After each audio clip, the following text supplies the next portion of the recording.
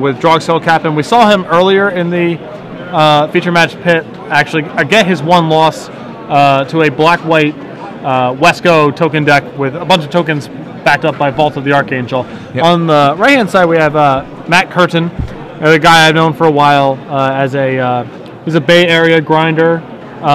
Giant shirt kind of gives it away. Yeah, like nothing but giant shirts kind of give it away.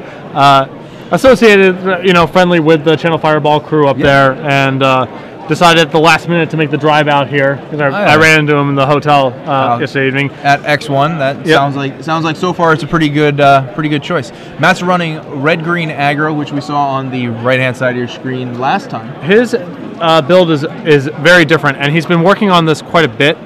He's cut the Hell Riders entirely out of the deck, feeling that it just made the mana base way too bad, and the card was low impact even if he could play it a lot of the time. He's moved to a second Daybreak Ranger in the main deck, backed up by 4 copies of Green Sun Zenith, so that could be a factor in this match against Prosak's mostly fire base. He also has 2 copies of Art Trail and 3 Brimstone Volleys main as well, so he has a little more burn, a little more reach than a lot of the conventional red-green aggro lists that we've seen. Yep, the additional Green Sun Zeniths probably are going to be pretty important in the Daybreak Ranger. Definitely important in this matchup, especially. Yeah, a huge breaker. Also, it just gives the deck another turn 2 play off of Bird or an Elf, which the deck is often lacking. If it doesn't draw a Strangleroot Geist. Now he has between Daybreak Ranger and Zenith for either another mana creature or Strangleroot Geist. He has a bunch of plays on turn 2 if he ramps on 1. Yep. So I know that he played a variation of this deck in Salt Lake. I'm not exactly sure what his results were there, but I know that he was at least running deep into day 1. He might have bubbled out or whatever, but this deck he has worked on quite a bit. Yeah, and 2 Garruk Relentless, which were not present last round. Yeah. So Kurtin mulling his mulligan here, and both players look like they're going to keep. Matt will lead off with Forest into Birds, and we've transported ourselves back to 1997. Yeah, a simpler time. Soon to be ruined by some blue spell. Yep, there. Now we're back in the modern era.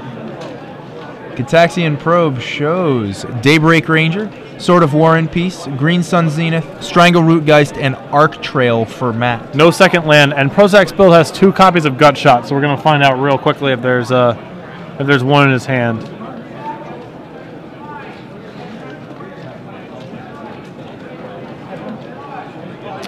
Unfortunately, he dodges that bullet.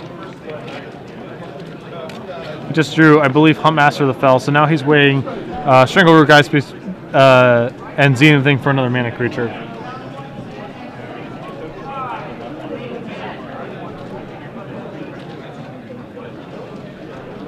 Looks like we're going to go with the Geist.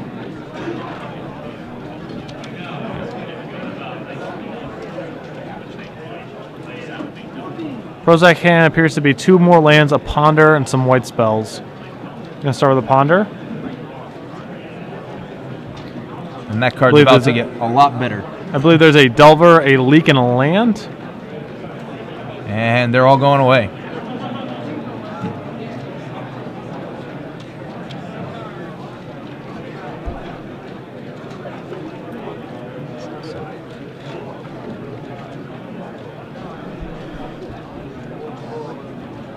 All right, so Adam ships it away, waiting to see what he can pull off of a reshuffle. Another huge upside about this match is Matt's been bothering me for a feature match for quite a while now, so we can get that out of the way. You can pretend that it was all your choice? Yeah. And a second Ponder. Looks like a Delver and 2 lands, so I'm assuming this will be going back as well, unless we're tight on mana, which it does not appear to be an issue. No, we're going to keep those lands. Yep. That Seachrome Coast is going to be coming down next turn. Oh, he was missing white mana. Okay, that's why you need to keep that one. So it appears that Kurtin's drawn a Mountain here, which frees up his hand a little bit. So now he has the option of either Daybreaking or Zenithing for 2 for another Strangleroot Geist, or playing his Sword.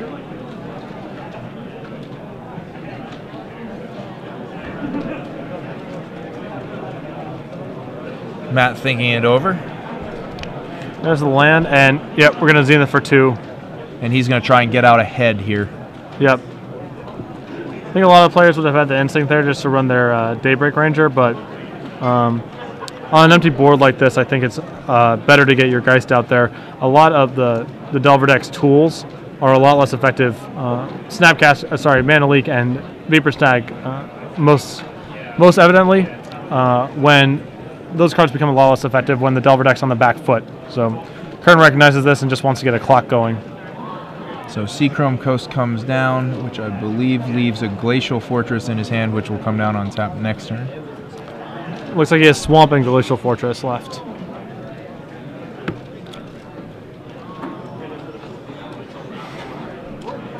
So I don't know if he has what the white cards are. I would assume they're Lingering Souls. Yep, and there's one of them. Cast them.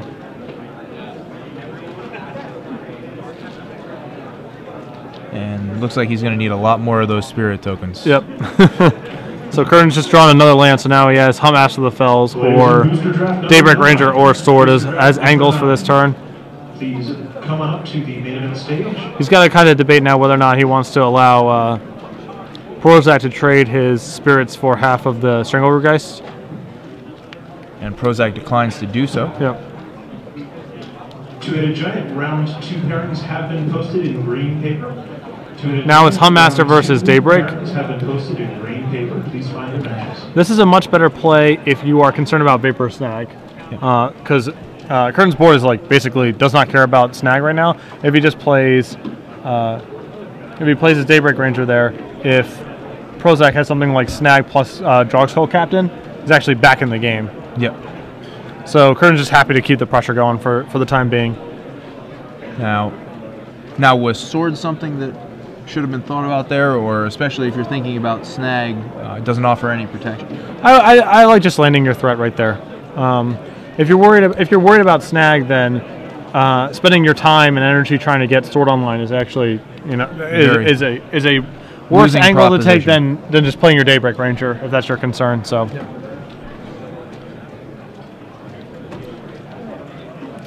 Adam looking at his board, trying to figure out exactly how he wants to work with this.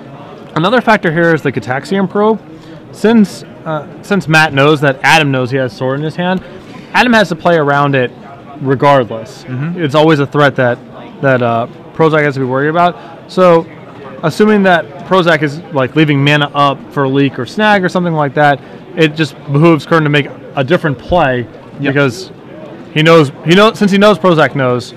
He can sort of get his value out of it by just making him play around it and doing other things with his mana that don't play into the same cards that the Sword plays into.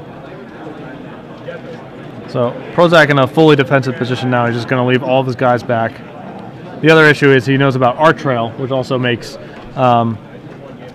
his attacks a more challenging proposition. Like he needs to leave some guys back to block because he's falling behind on the board.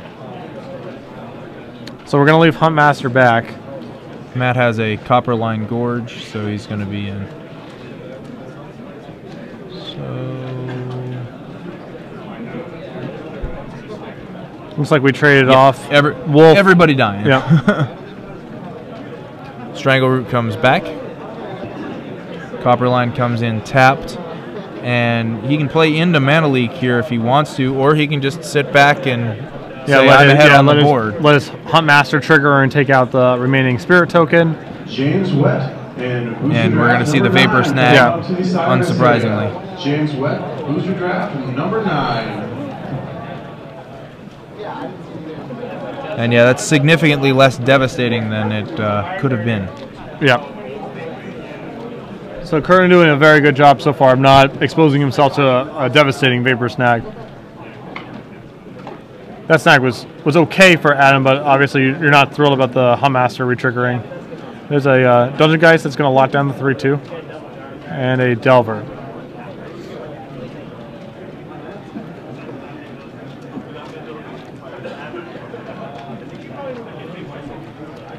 And Prosak has now tapped himself out, which gives Matt some opportunities to. This could be a spot if he wants to land. He could land a Sword right now if he wanted to. Now, if you land a Sword, where do you want to put it? Well, you have to put it on your untapped Geist because the bird. You need the bird for mana. I don't really like that play very much, just because it's basically Kurtin's entire turn and Prosak gets to chump block with his Delver if he wants to. So this is just a much better advancement of Kurtin's board.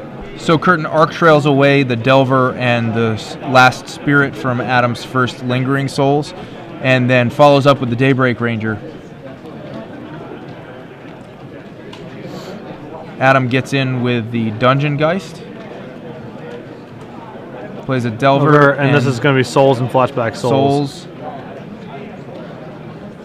So Adam taking a and he's actually going to hold back because he still has that mana leak in his hand. So he didn't flash back the Lingering Souls, which is probably should be a good key to Matt that he needs to be playing around a mana leak. Problem is his hand's not really conducive to doing that right now. He has like multiple big threats. So this turn I'm pretty sure he's going to play his Land of War Elf and figure out among the worst of his cards which one he's going to allow to be run into a mana leak. Prosak falls to 6. Doesn't look like he's willing to block. And Daybreak Ranger is going to start just picking off those spirits. Yeah. Gives him a lot of control over the way the damage race gets managed. He's going to lead with Huntmaster, I assume. Yep, that'll induce a mana leak. And then we're going to have... And you'd think that the elf would come down here, but he doesn't. Oh, no, there it is. There it is.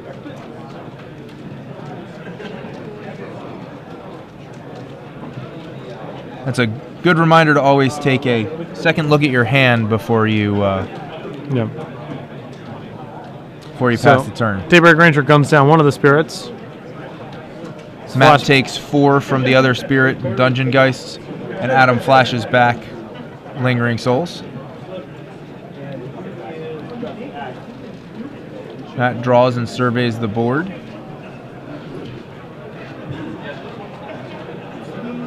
And that's a Garrick Relentless. Strangleroot Geist is going to send. Now that's interesting because he would have been able... Oh no, the Delver's still there as well. Nightfall Predator is going to come on out from... So now we can start getting that Dungeon Geist out of the way. Yep. And Kurtin's trying to is playing pretty conservatively here, which I like. The long game absolutely favors him. He just has bigger draws, and Daybreak Ranger is going to generate a ton of value over the long term. So as long as he protects himself from getting punked out of the game in like 1 or 2 turns from here, he should be able to whittle Prosak down. So now his 3/2 Geist is...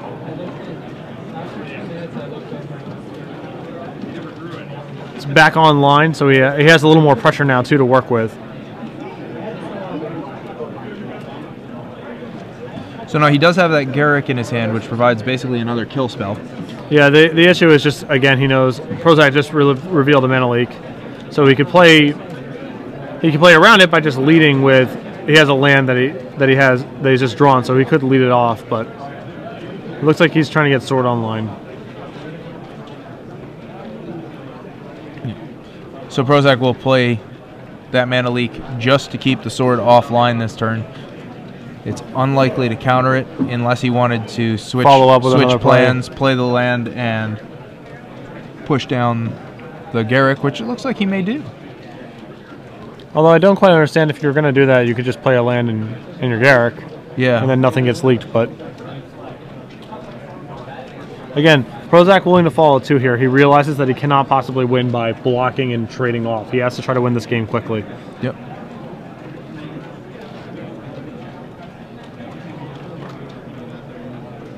So it's a 6 line and Garrick.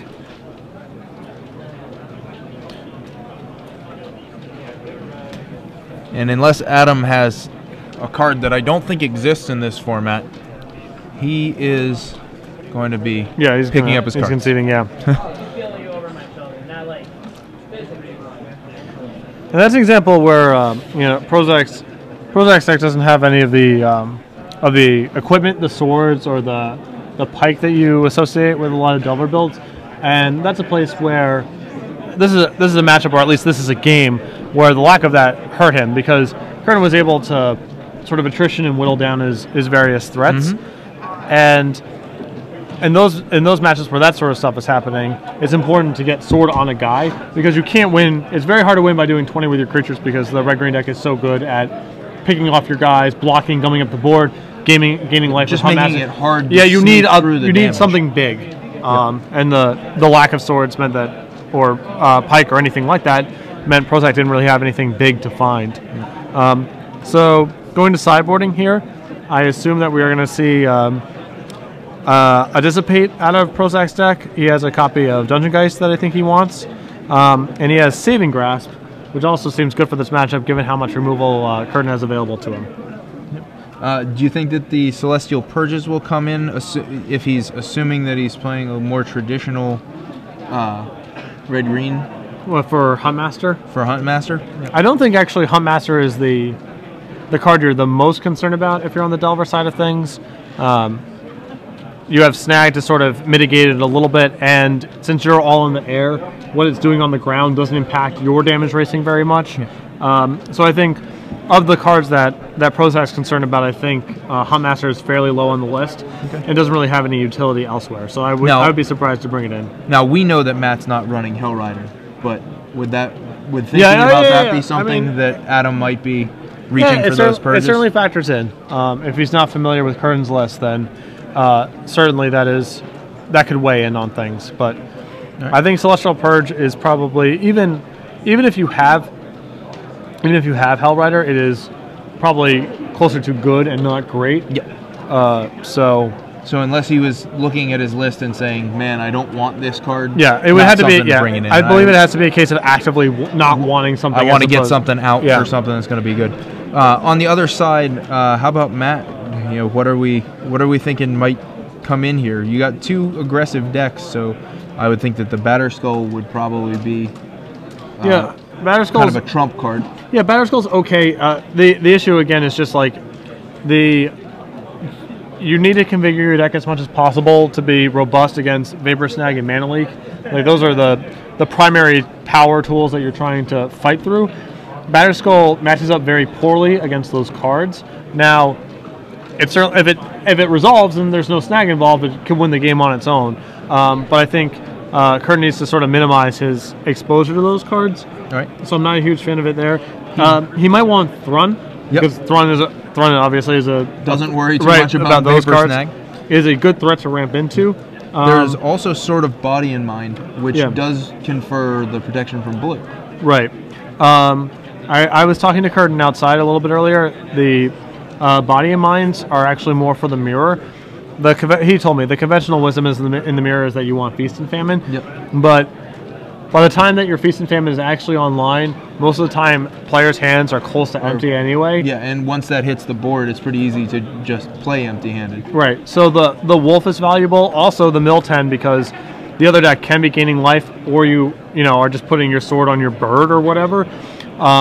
Winning by milling is according to him actually not an unreasonable thing. It actually comes up.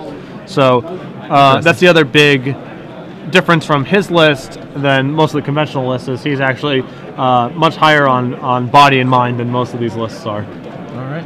So yeah, but it doesn't really seem like he has too much for the matchup, other than having 2 copies of Thrun.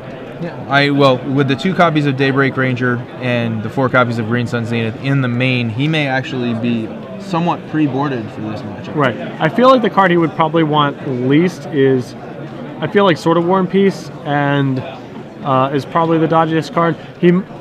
Given Prosak's list, a 6 slime is not very good against him, but it's possible that he's still hedging against a piece of equipment, so he might leave a 6 slime in if he's not familiar with Prosak's list. But the red-white swords are pretty unimpressive, I think. They definitely have their moments of being good, and certainly since Prosak's deck has more of a spirit theme to it, you can more easily imagine a scenario where Prosak goes, souls, flashback, souls, go. You go red-white sword on a guy, pull you out of the water. But again, the fact that it doesn't line up very well against Mana Leak and Vapor Snag for the most part means it's not. Yeah. It would be a card, if I was on his side of the matchup, that I would be trying to get out of my deck. Sure, and so you might see the 2 Sword of Body and Minds and the 2 Thruns come in for it, because he does pack the full 4 Sword of War and Peace in his main deck. Yeah, it's weird because I don't like having not played the matchup. I don't know where you prioritize pro blue versus pro white, because Prosak has defensive tools in both colors. So I feel like you would probably not want War and Peace.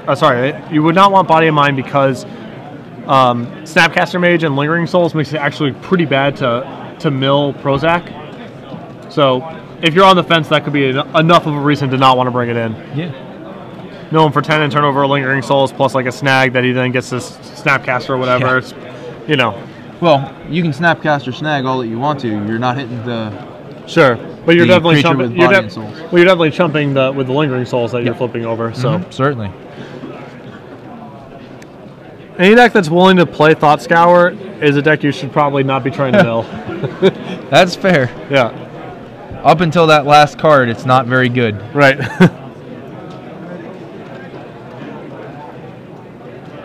All right, so it looks like we've had mulligans on both sides, I believe. No, I think they were just shuffling. No, now we got a mulligan. Shuffling for a while. And there's one. Matt, on the other hand, is content with his hand. Up a game. Yeah, I believe he made the drive out with the GP Salt Lake champion, Shahar Tanar, and I don't know, the drive he said was something like 12 or 14 hours. And I did one of those back in the day. I drove from Jersey to Grand Prix Tampa, and I got into 2 separate incidences on the way down there that required the police. They were just both traffic violations, nothing actually serious, but the weekend was like really, really rough. Like we all lost a bunch and all these like horrible things happened. And then you had to do the drive home, which is actually the disaster. It's not so much the 20-hour drive there, it is the 20-hour drive back. After your entire car failed to make day 2. Any time that you are driving to someplace, it's always easier than driving back. Doesn't matter where it is, doesn't matter what you're going to. Right. It's always easier to go to something than it is to drive back from it. That was an event where I was disorderly enough that I was kicked out of a Waffle House. For those of you familiar with Waffle House, not an easy thing to do. Yeah. All right, so Prosak keeping his 6, starting off with an Evolving Wilds and a Gorge and an L from Kurtin. Prosak finding an island. All right, so Matt's off to the start that he wants, but I'm not sure that's exactly what Adam wants to do. But that's what you give up when you start. Yeah, this is the cost with 3 colors. This is the cost of 3 colors. Although the shuffling actually has some utility with Ponder. I don't believe Prosak is playing Thought Scour in his build, but there are reasons you would want to shuffle your deck around and when you have Ponder in your deck. So it's not a total cost. There are situations where you can keep a Ponder with 1 you want and 2 you don't want, because you can draw your 1 and then shuffle afterwards. But so puts those back on and says, I like shuffling. Let's do some more of that. The searching and shuffling is the one thing about the Legacy that turns me off to the format. There is a lot of this going on. Given the amount of turns of Magic you're often playing, there is the rounds go on for an awfully long time. Fair amount of fetches and such can spend a fair percentage of your time with your deck in your hand. But I think it's I'm really a fan of the format. I think it's a very complex, very diverse format. It is a small critique in the scheme of things. Adam draws for the Ponder, plays a Seachrome Coast, and still missing that Delver. And it's so important to get off to a fast start against the red-green decks. And Matt is faced with the decision of further developing his mana base or further developing his board. Looks like he's got a land and another bird in his hand. Yep. It looks like he's going to have the bird. All right, back over to Adam. Draws another land.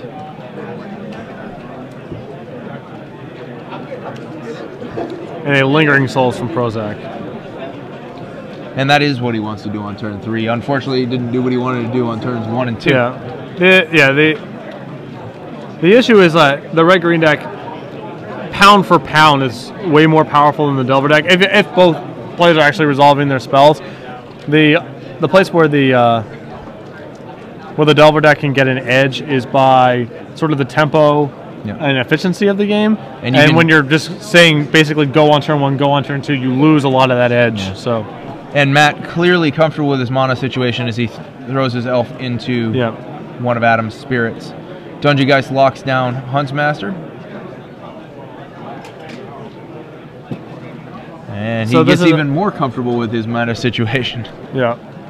So this is another question is, if you just pass and shoot the token, then if Prosak has we're not even, this is going to cast Brimstone Volley. One of his less conventional card choices coming to bear. In comes the Wolf for 2 and a tapped Copperline Gorge. And I'm pretty sure Matt's currently holding 3 lands. Fortunately, no, he has a Metamorph in his hand. Oh, okay. There we go. So 2 lands and a Metamorph. Fortunately, when you're flooding out, Huntmaster has the ability to do a lot of the heavy lifting for you. Yep. So we're going to see a Snapcaster and a Ponder, and I believe Prosak has a Swamp in his hand, so I assume this turn is going to be finished off with a flashback of Lingering Souls, assuming nothing crazy happens. Unless he's worried about what's going to happen next from Matt. I think it kind of has to be. Yeah. Does not have much of a choice here. So Adam has been very fond of Ponder into don't like that very much, shuffle it away. Yeah. Prosak is a big Ponder fan in general. The man casts a lot of Ponders. So Swamp, Lingering Souls as predicted. And in for 1. And we've dropped Matt back down to 20.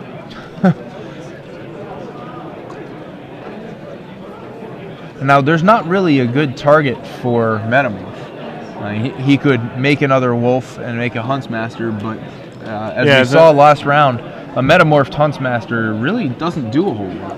I mean, he's gonna, if it's his only action, this is what he's gonna do. He's got a whole other Huntsmaster. That's much better than a Metamorphed Huntsmaster. Yeah, again, and Kurtin's able to actually erase Lingering Souls this way with a combination of the clock and the life gain and the ability to sort of spin his Huntmasters around by not casting spells. Yep. So Delver and then Lingering Souls, Lingering Souls. Yep. And Adam says, I would like to race. We've had fun inside of us today, but we're going to be closing down soon. If you'd like to play one more winter box or draft, come on and get registered right now. I know Kurtin's not. Sign-ups at 6 o'clock.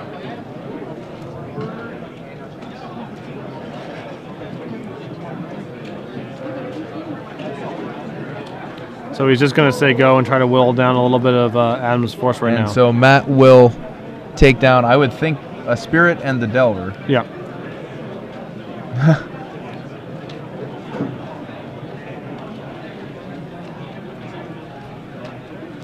I think there may be a little bit of confusion about how if he has to target before he knows if the Delver flips or not, but the answer to that is yes. Yep, active player, non-active player, so that Delver trigger was on the bottom of the stack. And Adam says, okay, let's fight. And let's see, looks like another Lingering Souls.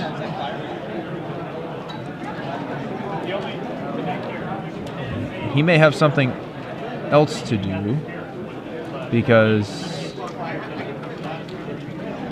does not seem intent on flashing that back. Even he might just be bluffing Mana Leak. At this point, I'm not sure what Matt's gonna cast that he's gonna be able to effectively Mana Leak. Right. Well, yeah. I suppose Sword of War and Peace and Equip would be held off by Mana Leak, but.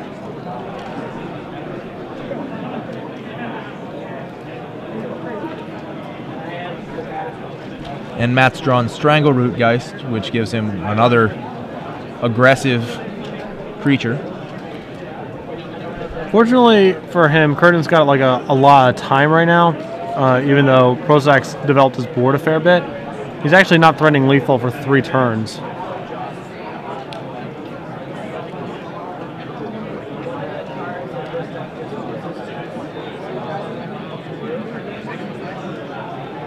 Matt trying to decide exactly how to do this. And the Geist came down, gets picked off by one of the spirits. And Prosak's falling to 1 here. Taking 10.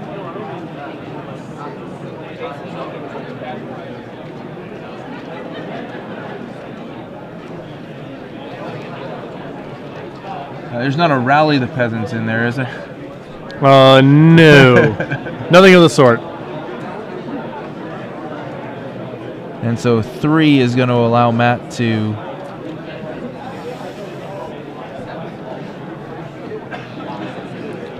I think he's debating about...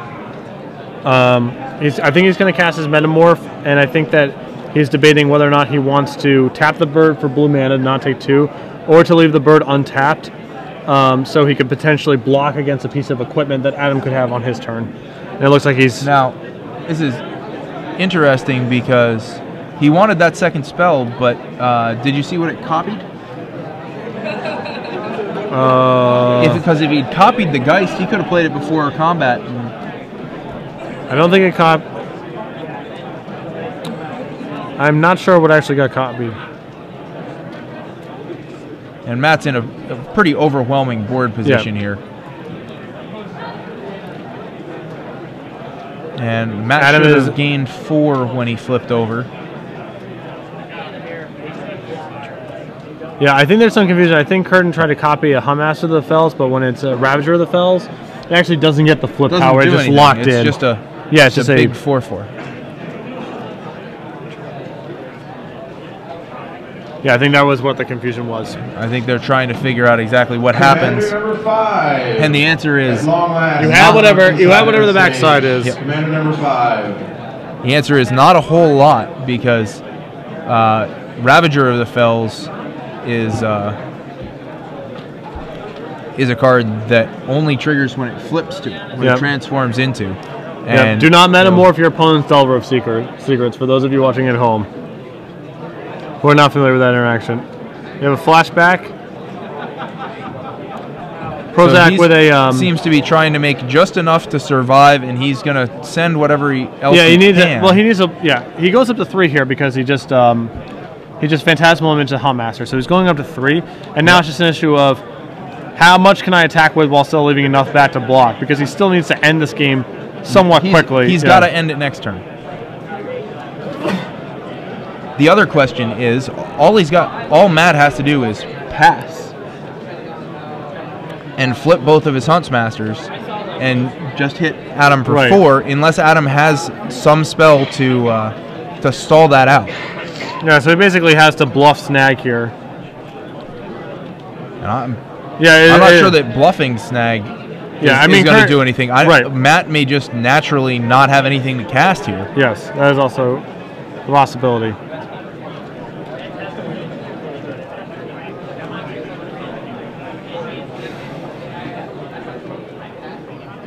And so there's 7 untapped spirits, a wolf, and a Phantasmal Image that is a copy of Huntsmaster.